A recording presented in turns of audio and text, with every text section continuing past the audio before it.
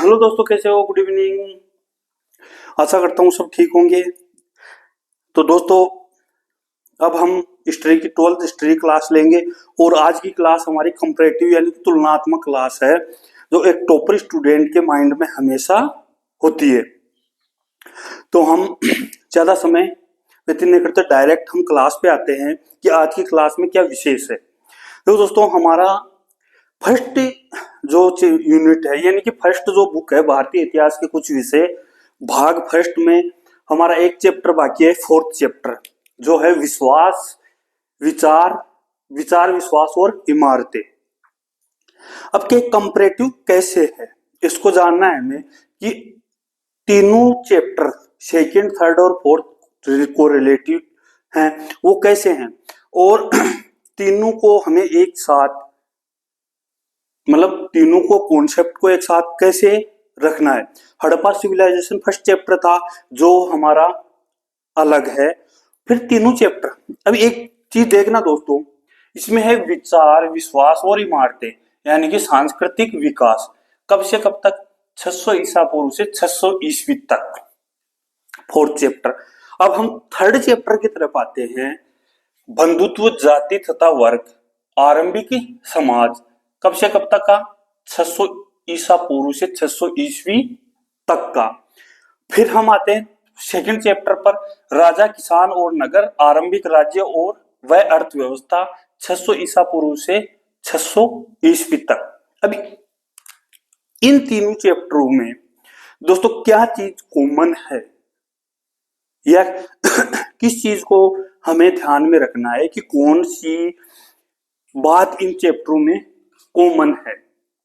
तो देखो दोस्तों, ये देखो 600 ईसा पूर्व से 600 ईस्वी तक, गौर करना इस चीज पर, 600 ईसा पूर्व से 600 ईस्वी तक, 600 ईसा पूर्व से 600 ईस्वी तक, यानी कि ये दो तीनों चैप्टर हैं वो एंशिएंट हिस्ट्री के हैं और ये 600 ईसा पूर्व से 600 ईस्वी के मध्य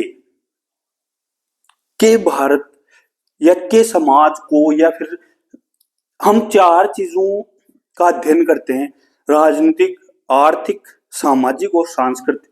इन चार पहलुओं को ध्यान में रखकर हम अध्ययन करते हैं। तो इन चारों पहलुओं को ही इन तीन चैप्टरों में समझाने की कोशिश की है। पहला है आरंभिक राज्य और अर्थव्यवस्था, यानी कि जो प्रारंभ में राज्य कैसे बना, राजनीतिक, और अर्थव्यवस्था यानी कि राज्य चलाने के लिए आर्थिक निर्भरता कहां पे थी, कैसे कैसे कृषि का विकास हुआ, कैसे कैसे मतलब अर्थव्यवस्था कौन से स्रोतों से चल रही थी। तो ये हमने देखा आर्थिक पहलू। तो सेकंड चैप्टर में हमें राजनीतिक और आर्थिक पहलू पर फोकस किया गया है या फिर उन पहलुओं को समझते हैं। फिर आओ थर्ड चैप्टर में हम सामाजिक जीवन के बारे में, यानी कि राज्य बन गया, राजनीतिक, आर्थिक हमने पहलू का अध्ययन कर लिया कि कैसे अर्थव्यवस्था चल रही थी उस टाइम में। फिर आता है समाज, कि उस वक्त सामाजिक स्थिति कैसी थी, जो हमने महाभारत जो महाकाव्य है उसके आधार पर हमने समाज का अध्ययन किया।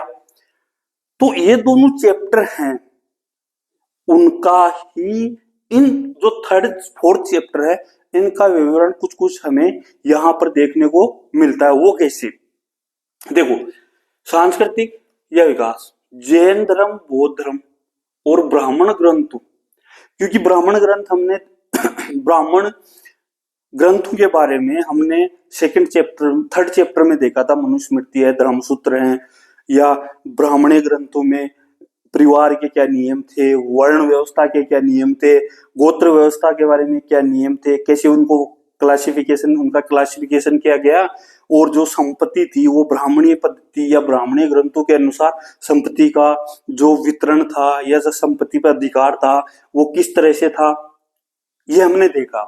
तो देखो यहाँ पर हमने बौद्ध धर्म के दो ग्रंथों का हमने यहाँ जिक्र किया था। कौन से ग्रंथों का किया था वो आप मुझे कमेंट सेक्शन में कमेंट करके बताओगे कि थर्ड चैप्टर में दो बौद्ध ग्रंथ आए थे, कौन से थे।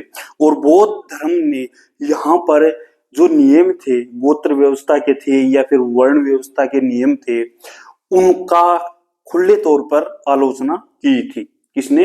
बौद्ध धर्म ने। फिर है अभिलेख। ब्राह्मण ग्रंथों के अतिरिक्त इमारतें और अभिलेख। तो दोस्तों यहाँ पर जो अभिलेख है, तो अभिलेख का हमने जिक्र यहाँ भी किया है और यहाँ भी काफी अभिलेख आए हैं। जो सबसे फेमस अभिलेख है सम्राट अशोक के हैं, जो यहाँ हमने देखा था रुद्रदमन का है, जो हमने यहाँ पर देखा था सुदर्शन झील के बारे में बताता है। फिर गुप्त में प्रयागराज से या इलाहाबाद अभिलेख या स्तंभ लेख जो था वो है। तो यहाँ पर देखो, यहाँ पर भी हम कुछ अध्ययन करेंगे। फिर है स्तूप। ये है जो अभिलेख से छोटा होता है। तो स्तूप के बारे में हम अध्ययन करेंगे कि स्तूप है क्या, क्यों बनाए जाते थे, कैसे बनाए गए थे, और फिर स्तूप की संरचना कैसी थी। और 3 मेनली हम स्तूप का यहाँ अध्ययन करेंगे, सांची का, बरहूत का और अमरावती का। फिर मूर्तिकला। फिर पौराणिक हिंदू धर्म का उदय, यानी कि जो पौराणिक सनातन हिंदू धर्म था उसमें 2 संप्रदाय का 2 संप्रदाय थे 600 ईसा पूर्व से 600 ईस्वी तक के मध्य में। तो वैष्णव धर्म मतलब वैष्णव संप्रदाय और शैव संप्रदाय, इनका उदय हुआ, वो भी हिंदू धर्म के अंदर ही। फिर मंदिर और गुफाएं हम इस अध्याय में पढ़ेंगे। तो देखो, ये सेम कालक्रम का तीनों चैप्टर में हम सेम कालक्रम, ये देखना, हम सेम कालक्रम में ही अध्ययन करेंगे। तीनों चैप्टर में सेम कार्य का मतलब सेम कालक्रम में राजनीतिक, आर्थिक, सामाजिक और सांस्कृतिक चारों पहलुओं का हम अध्ययन करेंगे। जो मतलब 3 पहलुओं का हम अध्ययन कर चुके, अब चौथा पहलू है सांस्कृतिक पहलू, इसका अध्ययन हम इसमें करेंगे। तो दोस्तों इसमें आर्थिक, फिर हमने देखा नए परिवर्तन क्या हुआ, जैसे हड़प्पा सिविलाइजेशन के बाद में जो सभ्यता विकसित हुई या जो संस्कृति विकसित हुई वो वैदिक सभ्यता थी। उसके बाद में उत्तर वैदिक काल आया, उसके मध्य में मतलब उत्तर वैदिक काल के बाद में कुछ चेंजेस होने लगे। फिर आरंभिक राज्य कैसे बने, पहले जनपद आए, फिर महाजनपद, उनमें भी 16 महाजनपद थे जिनका जिक्र प्रारंभिक बौद्ध और जैन ग्रंथों में देखने को मिलता है। मगध, फिर इनमें 16 में मगध शक्तिशाली था। फिर मगध में नंद वंश के पतन के बाद मौर्य साम्राज्य का विस्तार हुआ, उसमें हम उसके प्रशासन के बारे में अध्ययन किया हमने। उसमें मेगास्थनीज ने भी, जो उस समय हमें मौर्य काल के बारे में बताते हैं, उसमें प्रशासन व्यवस्था को देगा अभिलेख हैं अशोक का और मौर्य साम्राज्य का महत्व क्या था। गुप्त साम्राज्य के बारे में भी कुछ इंपोर्टेंट फैक्ट आए हैं, सुदर्शन झील है, मनुस्मृति है, हर्ष चरित्र है और सिक्के और राजा। तो देखो, ये चीजें तीनों चैप्टर एक ही कालक्रम के हैं, लेकिन हमें अलग अलग पहलुओं का यहाँ पर अध्ययन करना है। तो 3rd चैप्टर है, वो 4th चैप्टर है, तो हमारा ये लास्ट चैप्टर होगा। और दोस्तों एक चीज है कि ये डायग्राम है, और जो आप पिछले साल के जो पेपर देखिए उनमें ये इस डायग्राम अभिलेख आ गया, मेनली सुदर्शन झील का क्वेश्चन भी आया हुआ है, मनुस्मृति के बारे में भी क्वेश्चन है, हर्ष चरित्र के बारे में भी क्वेश्चन है, मौर्य साम्राज्य मगध के बारे में भी क्वेश्चन आया हुआ है। तो एक बेसिक डायग्राम है कि हाँ, इस चैप्टर में ये कॉन्सेप्ट थे, इसमें भी वही है सेम।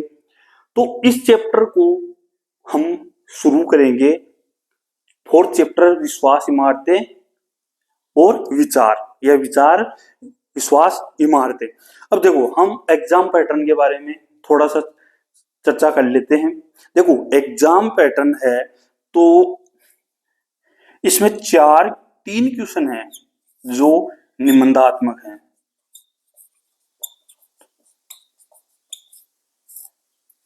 तीन में से एक है मैप का, और दो क्वेश्चन हैं जो पिछली बार में फर्स्ट एंशियंट हिस्ट्री यानी भारतीय इतिहास के कुछ विषय भाग 1 जो एंशियंट हिस्ट्री है उसमें, और जो थर्ड पार्ट है जो मॉडर्न हिस्ट्री का, उसमें से दोनों निबंधात्मक क्वेश्चन आए थे। और फर्स्ट पार्ट जो एंशियंट हिस्ट्री है या जो भारतीय इतिहास के कुछ विषय पार्ट 1 है जो हम पढ़ रहे हैं, उसमें आए थे दोनों क्वेश्चन हड़प्पा सिविलाइजेशन के बारे में, और थर्ड यूनिट में आए थे महात्मा गांधी और राष्ट्रीय आंदोलन से रिलेटेड। 2 चैप्टर कम किए गए हैं, तो फर्स्ट यूनिट यानी कि फर्स्ट पार्ट में हमारे कोई चैप्टर या कोई कॉन्सेप्ट कम नहीं हुआ है। सेकंड और थर्ड पार्ट में एक एक कॉन्सेप्ट एक एक चैप्टर को कम किया है। तो दोस्तों अब तैयारी मतलब किस तरह से, लगभग ये देखो यहाँ पे मैं बता दूं 29 से 30 क्वेश्चन है एक एक नंबर के, जिनमें ऑब्जेक्टिव आ गए, वन लाइनर आ गए और रिक्तान वाले। फिर हैं 12 से 13, 12 भी हो सकते हैं 13 भी हो सकते हैं, ये हैं 2-2 नंबर के। तो 30 यहां मान लो, 12 क्वेश्चन आए तो 24 ये, यानी कि 30 प्लस 24 कितने हुए ये क्वेश्चन यहां पर एग्जाम तक बोर्ड पे जो क्वेश्चन सोल्व करवाएंगे उनसे एक भी क्वेश्चन बाहर नहीं जाएगा। और ये जो 30 और 24 नंबर हैं, ये पूरे नंबर यानी कि इनमें हमारे नंबर कटने की कोई संभावना नहीं है। अगर जो मैं बोर्ड पे क्वेश्चन सोल्व करवा रहा हूं मतलब हर चैप्टर के बाद में, और जो क्वेश्चन मैं डाल रहा हूं या जो कॉन्सेप्ट यहाँ बोर्ड पे समझा रहे हैं उसके बाहर ये 24 और 30 यानी कि 30 और 12 मतलब 40 से 42 क्वेश्चन हैं, ये एक भी क्वेश्चन बाहर नहीं जाएगा। तो हमें इस तरह कोरिलेटेड करके हमें चैप्टर को पढ़ना है। अब जैसे आप दिमाग लगाना या आप सोचना 2 मिनट के लिए सोचना कि इन तीनों चैप्टरों को अगर हम तुलना करें तो एक ही कालक्रम में आ रहे हैं, और जैसे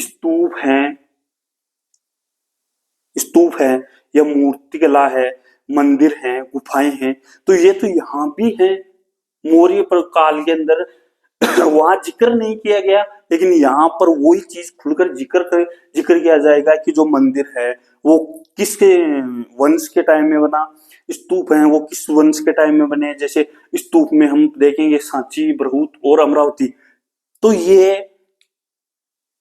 है कॉन्सेप्ट वही है लेकिन पहलू अलग है। तो इस चीज को ध्यान में रखकर यानी कि हम तीनों कॉन्सेप्ट को एक साथ कोरिलेटेड करके पढ़ेंगे, यानी कि 2 कॉन्सेप्ट पढ़ लिए। अब इन दोनों कॉन्सेप्ट को इससे कोरिलेटेड करेंगे 3rd 4th चैप्टर से, तो आसानी से समझ में आएगा। और मतलब दोनों कॉन्सेप्ट हैं ये दोनों कॉन्सेप्ट लगभग 60% यहां पर मैं रिवाइज करवाऊंगा। क्यों?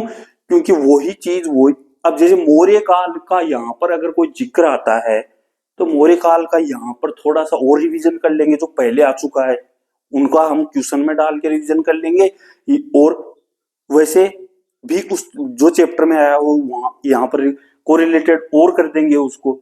तो दोस्तों मेरे कहने का मतलब, आज की क्लास का मतलब यही था कि हमें जो पढ़ना है वो कोरिलेटेड करके कॉन्सेप्ट को एक दूसरे से रिलेटेड करके, और जो क्रम वाइज है उसको ध्यान में रखते हुए हम आगे बढ़ेंगे। तो हमने क्वेश्चन पैटर्न जाना। तो देखो हमें मेनली मैंने शुरू की क्लास से लेकर अब तक मैं यही बता रहा हूं कि हमारा फोकस इन पे है। अब जैसे मान लो हड़प्पा सभ्यता है, दोस्तों एक चीज देखना, हड़प्पा सभ्यता है उसमें हम क्वेश्चन को सोल्व कर रहे हैं।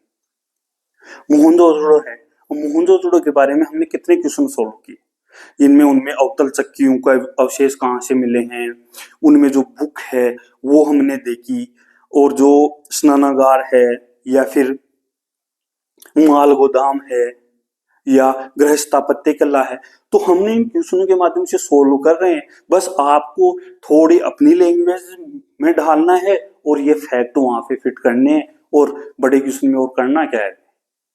तो यही है, आप निश्चिंत रहें, लेकिन आपको कुछ नहीं करना। जो क्लास यहाँ 20-25 मिनट की होती है, आपको सिर्फ और सिर्फ उस क्लास 20 या 25 मिनट आप मुझे दे दो, आपको टॉपर होने से कोई नहीं रोक सकता।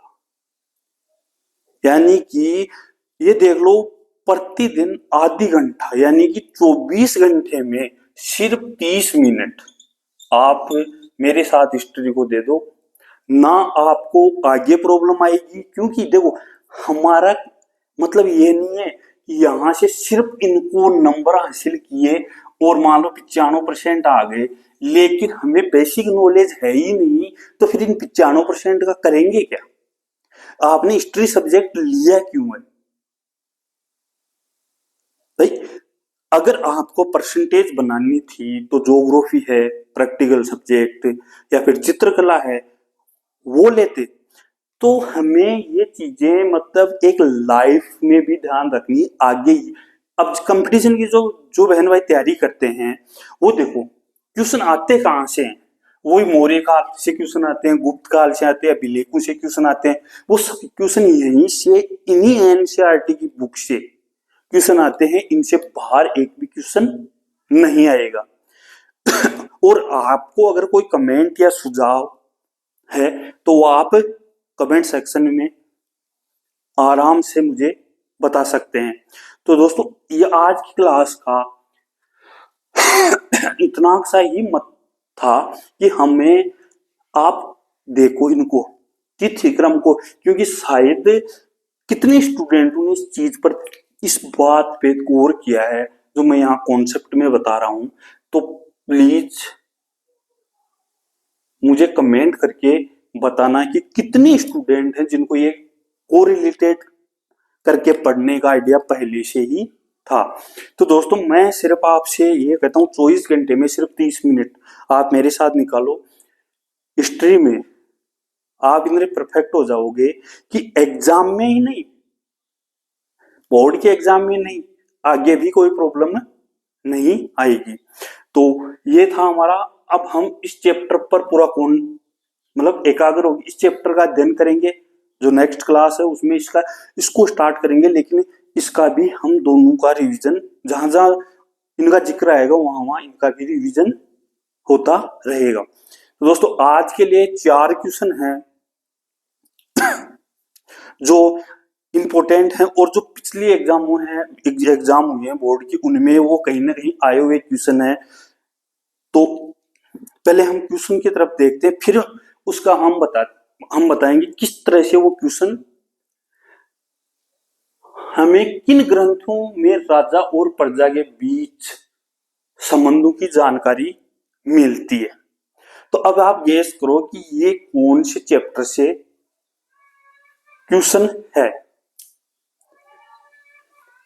हमें किन ग्रंथों में राजा और प्रजा के बीच संबंधों की जानकारी मिलती है या प्राप्त होती है। तो देखो यही है राजा और प्रजा के संबंध। तो देखो इसमें 2 ग्रंथ हैं, मेनली 2 ग्रंथ हैं। अब देखो उन 2 ग्रंथ को भी देखना आप, इसका आंसर आएगा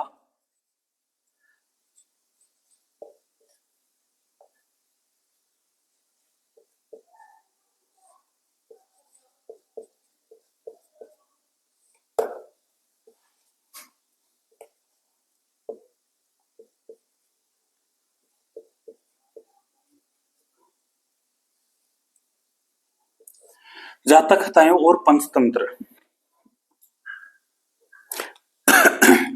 कौन से हैं? जातक कथाएं और पंचतंत्र। अब एक चीज आप देखो दोस्तों, जातक कथाएं किससे संबंधित हैं? बौद्ध धर्म से। तो इन जातक कथाओं में हमें किसकी जानकारी मिलती है, या फिर इतिहासकार इन जातक कथाओं में किस संबंध की बात करते हैं?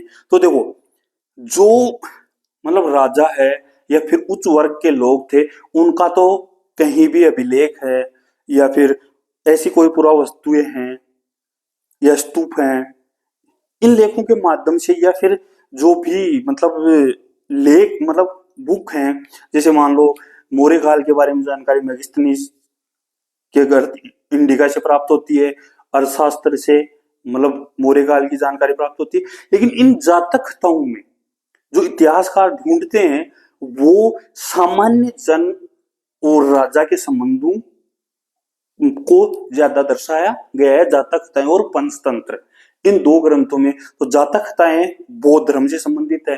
अब देखो, बौद्ध धर्म का जिक्र इस चैप्टर में भी आ चुका है। आरंभिक भारत का सबसे प्रसिद्ध विधि ग्रंथ कौन सा और किस भाषा में? आरंभिक भारत का सबसे प्रसिद्ध विधि ग्रंथ कौन सा और किस भाषा में रचना की गई है? दोस्तों दिमाग पे जोर डालो, ये क्वेश्चन ये मतलब है वो यहां भी आया है, यहां भी आया है और यहां भी आएगा।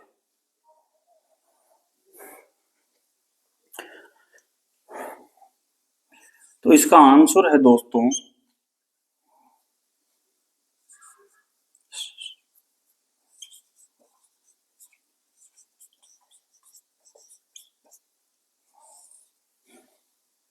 मनुस्मृति।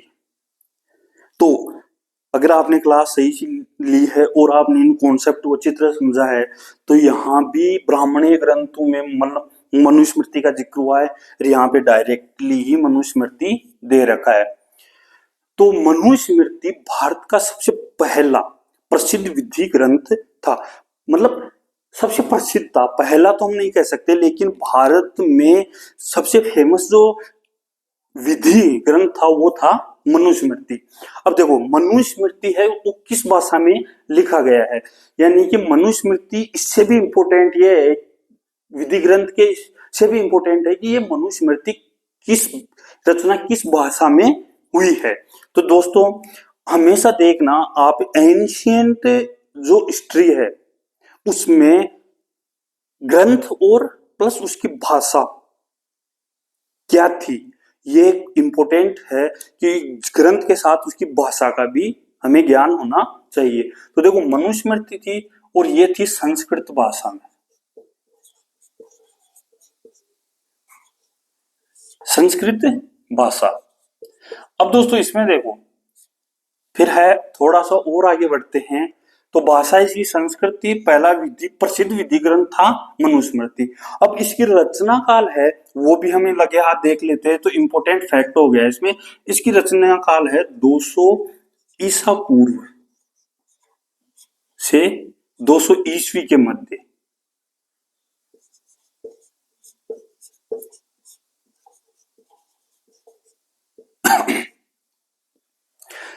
तो 3 क्वेश्चन यहाँ पर हमने मनुस्मृति के सोल्व कर लिए।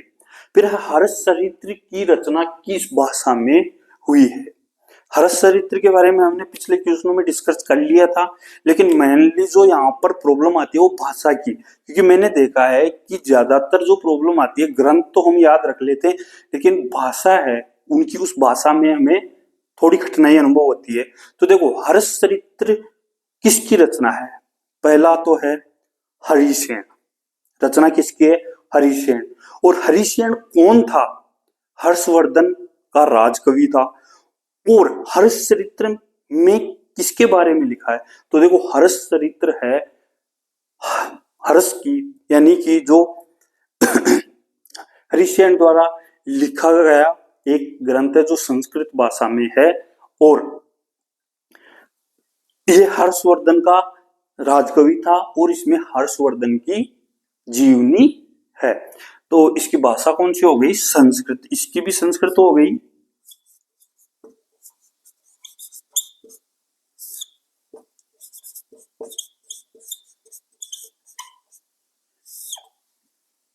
हरिशेन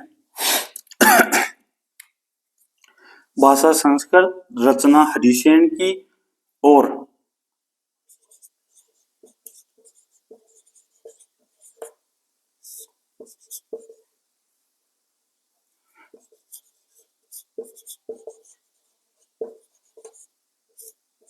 हर्षवर्धन की जीवनी है हर्षचरित्र।